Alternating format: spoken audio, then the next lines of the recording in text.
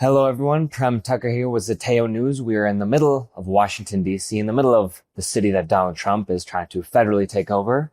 But we are also in a place proudly to be joined by Christian Smalls, founder of the Amazon Labor Union and recent crewmate of the Gaza Freedom Flotilla, specifically the Handala Flotilla, a boat that bravely sought to, along with volunteers from across the world, break the Israeli siege of Gaza and deliver aid to thousands and thousands of starving people in Gaza, starving by the U.S.-backed Israeli siege and genocide happening right now. Christian, thank you so much for joining us. Thank you for having me. I appreciate it.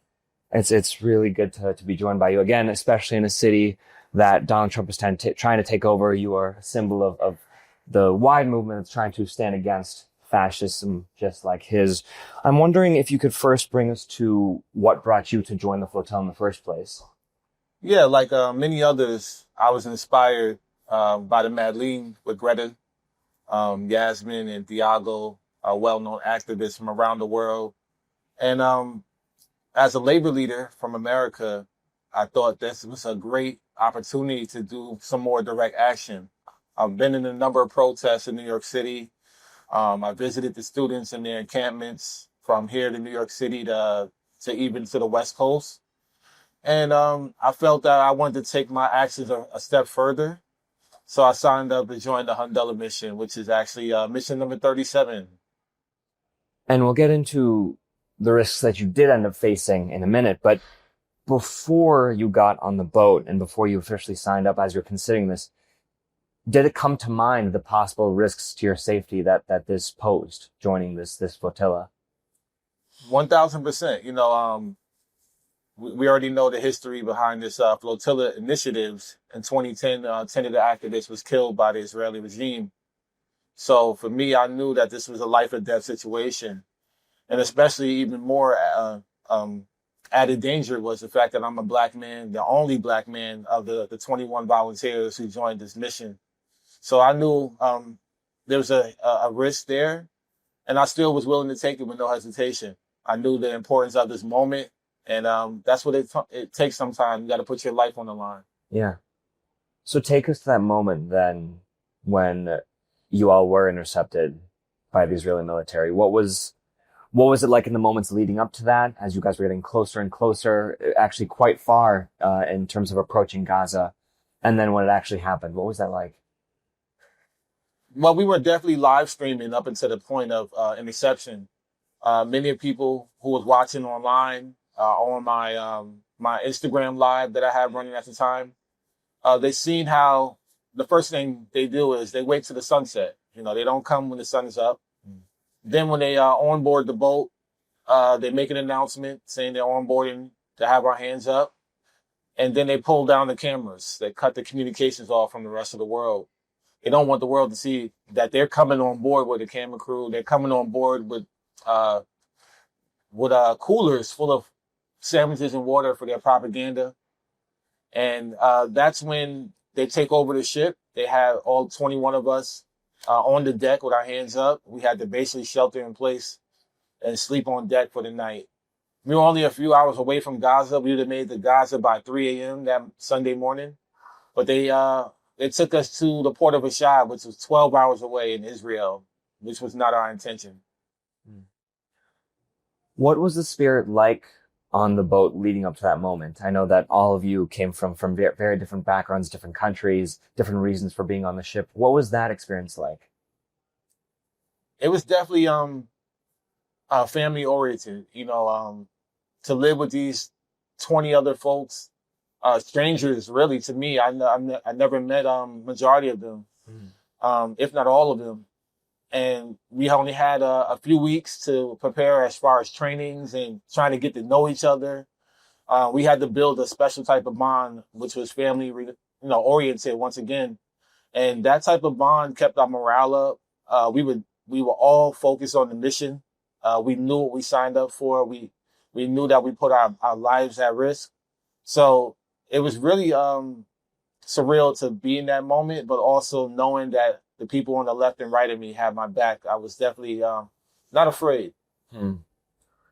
What was it like when the Israeli military took you to the port of Ashdod and detained you all. What happened then?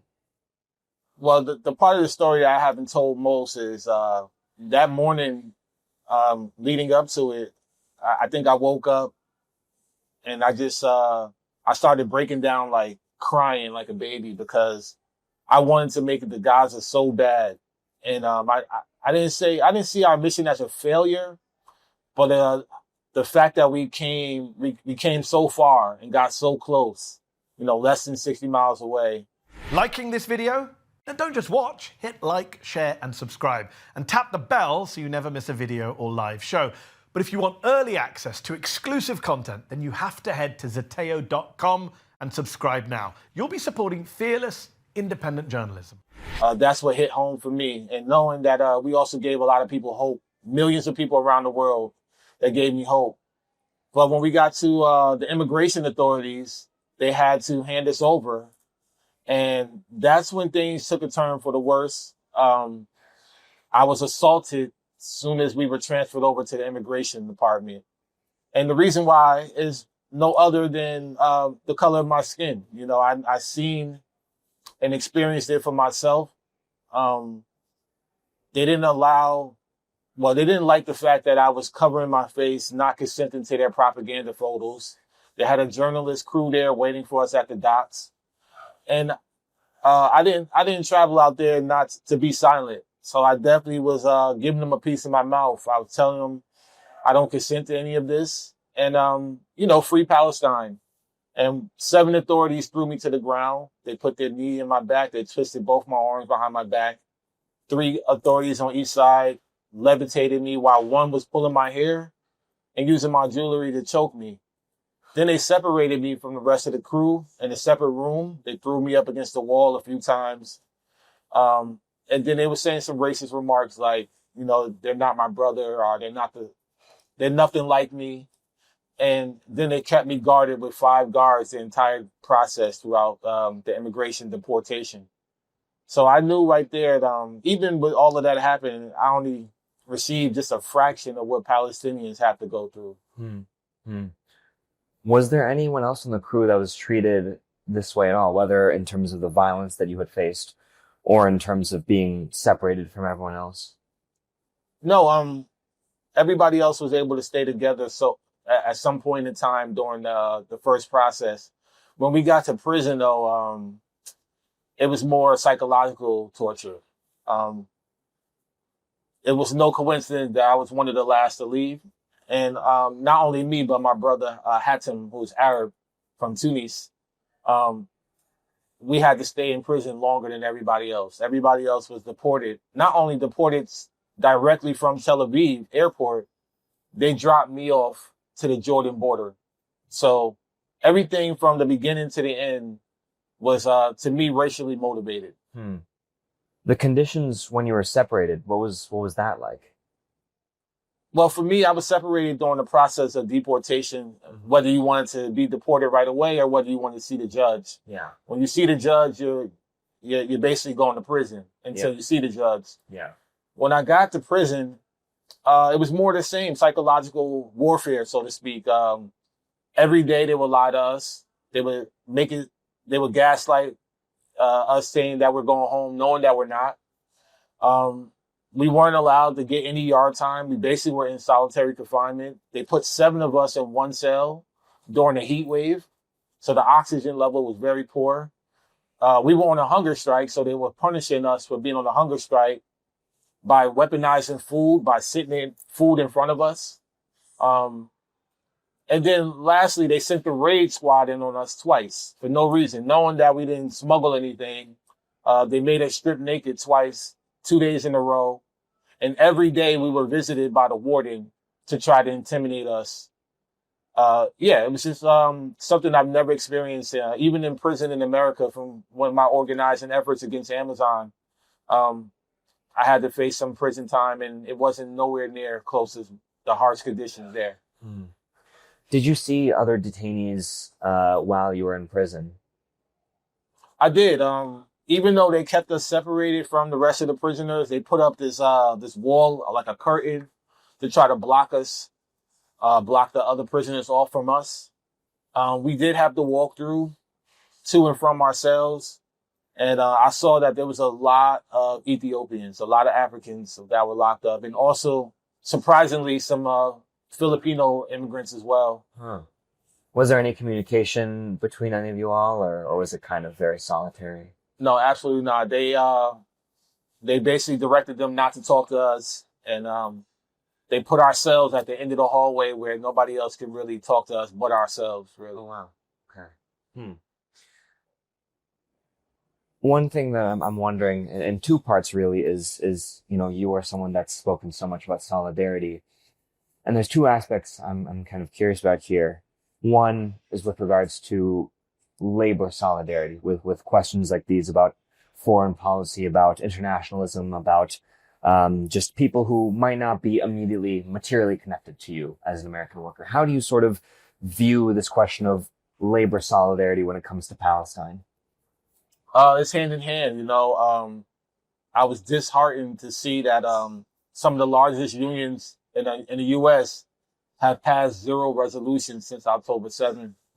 And it's definitely disheartening to know that these labor unions who once stood on the right side of history against the South African apartheid, they're now facilitating shipping arms to Israel for the last 22 months every 15 hours. And as a labor leader myself, I met a plethora of labor leaders, labor unions in my last few years. And, once again, I've seen some articles and some statements made by unions saying that the Palestinian movement is outside the scope of the labor movement. And it's just really sad to see that, because the labor unions are supposed to be the shield for the working class, and that doesn't exclude Palestinian lives. And if they knew the history of the Palestinian resistance movement, since the first Nakba, trade unions have always been involved. And definitely taking a page out of my brothers and sisters of the trade union movement in Greece, we see how militant they are when it comes to shutting down the ports, not allowing shipments to come to and from. These are the type of things that we need to take care in the U.S., and that's why I continue to call that out. Yeah. And then secondly, one thing that you've spoken out and others have spoken on as well is the question and dynamics of Black Palestinian solidarity, of Black Americans and Black people worldwide with Palestinians. And I'm wondering if you could speak to that dynamic as well. Yeah, I mean, this has been a question that's been popping up, and I always throw it back at people like, who's saying this? Where's these stigmas coming from? Because when you think about capitalism, the way capitalism works is simple things, really. It's caused division, caused doubt, and caused fear. And when you start to put people in categories and say, well, one demographic has to fight and the other one has to sit out, that's exactly what they want. They want us to be divided. And the people, unfortunately, our history is not taught to us in the classroom the way it should be. But Palestinian liberation has always been a part of the civil rights movement. Malcolm X is one prime example. Nelson Mandela is another one. And there was a great interview I just saw with a friend and a comrade and a sister of mine, Angela Davis, when she broke down how Palestinians have always stood in solidarity with the Black community. And I'm just trying to continue doing everything I could as a Black man to connect the struggles, but also speak from my experience, knowing that, when you take on big entities or big corporations, their number one goal is to divide people. And the way I was able to beat Amazon with a $2.2 trillion company, I had to bring people together from all different backgrounds and all different creeds. So nobody can tell me otherwise. I know that Palestinian liberation will absolutely benefit Black liberation as well, and vice versa. I'm still thinking about that moment that you had mentioned about breaking down into tears as you guys were so close to Gaza, but seemingly, of course, at that point, so far. Could you tell me just a bit more about that moment, about the kinds of emotions you were feeling, the sort of what ifs, there's everything that was kind of circulating through your mind and heart at that time? Number one, it was it was really frustration. Frustration because the fact that we were being stopped by the IOF, which when I looked at them face to face, they couldn't look me back. And the average age on the boat from my eyeball test was probably no older than 21. And when I was looking around and looking at these commandos who are killing machines, they could be the average young adult college student walking around here in America. And that's what really frustrated me, is that our taxpaying dollars are going towards giving these young adults these big, powerful weapons to kill innocent people. And that unit, specifically Unit 13, which is the naval unit, that unit is the same unit that snipes children and unplugged incubators. So it was a number of emotions running through me. Most of it was anger and frustration that I couldn't do anything, because I know my actions could result in one of my crew members being harmed or killed. So for me, it was really that I couldn't do anything in that moment. And of course, the fact that we didn't make it, even though we were so close to making it. Yeah. Yeah. There's one thing you had mentioned about when you were, so violently attacked by these Israeli soldiers, this sense that on one hand, it was racialized in such a way that they seemed to really be going after the one black man on this crew. At the same token, as you yourself said, it pales in comparison awfully to what they're doing to Palestinians. I'm wondering if you just tell me a bit more about that kind of reckoning of both being subject to such racist behavior and this dramatic racialization, but at the same time seeing the corollary where that's, as you said, not much compared to what they're doing to the Palestinian people. Yeah, I mean, I said this in several other interviews. I've never in my 37 years experienced the amount of hatred, racism, and bigotry than my few days in captivity over there in Israel. That's how bad it is. And no other media outlet or propaganda or even people, nobody can tell me otherwise. Every authority that I've met, every person that I encountered over there has such a hatred. It just resonated from them. And, there was times where they would speak English, and there were times where they speak their language. And I don't know Hebrew, but I know facial expressions and I know body language. And I could just tell the things they were saying about us, to us, were disgusting and derogatory. And even, one of our Arab brothers understood some of the words are similar. And he knew that they were talking extremely bad about us. And this was everybody that we encountered, from the men to the women, from the IOF to the Port of Authorities to the prison guards. It was the same type of this evilness and hatred for people of color, especially black men, and especially Palestinians, that I just never imagined I could have. I can't even put it into words, really. It just really resonated from their energy. And that was the biggest shocker to me, is that I felt like in prison over there, I was in the gates of hell. That's the worst. I don't wish that on any of my comrades to have to go through that to try to break the siege, but unfortunately, we have to do what we have to do. Yeah. Yeah. Speaking of your comrades, I wonder, have you been speaking with other Freedom Flotilla organizers since you guys have gotten back? Yeah, I mean, millions of people have been inspired since even before the Madeleine, but I think even more with the new resurgence of media attention that it has garnished. Even though mainstream media sat this one out, still we were able to take over the internet. From my understanding, even when I returned home to tens of thousands of messages that I'm still catching up with, I see that people are more inspired to join the Flotilla Coalition.